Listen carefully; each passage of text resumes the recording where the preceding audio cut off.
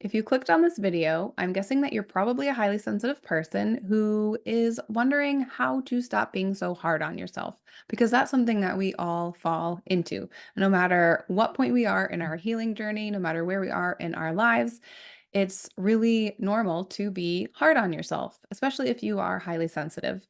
So, if you listen to my podcast, the Highly Sensitive Podcast, you may have already heard this episode.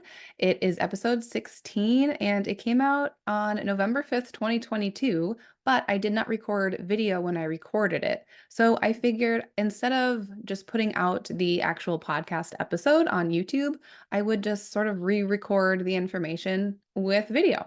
So when I recorded this podcast episode, I had recently come back from maternity leave I and before maternity leave, I had made sure that I pre-recorded so many episodes so that I could just set them up, have them ready to go, so I didn't have to worry about that during maternity leave. After maternity leave, I was back to just recording week by week, and that can get pretty stressful. It's a lot of work to record and edit your own podcasts. And it's especially difficult to do it when you have a baby. So when I was thinking about what kind of an episode to make, what should the topic be about, I realized that I was being really hard on myself and I felt under a lot of pressure to get this episode out and make sure that it was a decent quality episode. So I realized that I needed to start reframing my thoughts and give myself a break. And so that's what I decided to make that episode about. And now I'm going to give you the tips that I shared in that episode about how to stop being so hard on yourself. So, tip number one, take a look at the way that you speak to yourself and be especially aware if you are using the words should and need. Because I think using these words can sometimes get us or keep us stuck in a certain way of thinking. So, for example, when I came up with this episode, because I was being hard on myself, my thoughts about potentially not having an episode come out that week sounded like I should be planning out my episode right now, and I need to have the episode done in time for it to come out at 6 a.m. on Saturday, which is when I used to release my episodes. So I was having these thoughts because I have been putting out episodes at the same time, on the same day, every other week since I started the podcast. But the reality is that it's okay if something comes up and I'm not able to get the episode out in time because that's just my pressure. Nobody else is putting that pressure on me.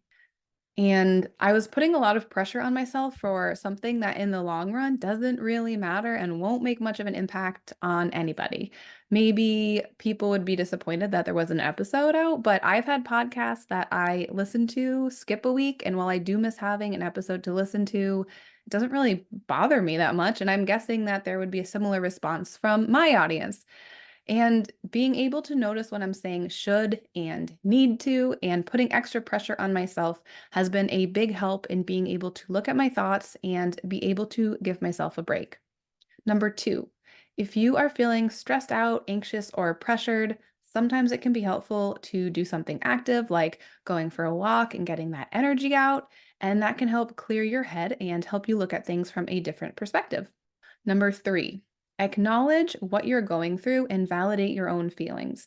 Acknowledge that you're feeling stressed out or frustrated or however you're feeling about the situation, and then take a minute to decide that you're going to be gentle with yourself. You can even come up with a mantra if that's helpful, such as, I'm doing the best I can, or I'm going to be kind to myself. Be careful that you're not judging yourself for how you're feeling. Just observe the feeling, such as I'm noticing that I'm feeling frustrated. And number four, take care of yourself. Do something that makes you feel good, whether that's a hot shower, a cup of tea, a walk outside, coloring, spending time with your pets, your family, or your friends. Set the intention, especially when you're feeling down, to take care of yourself and do something for yourself. Okay, so those are my 4 tips to start stopping. No. So those are my 4 tips to stop being so hard on yourself.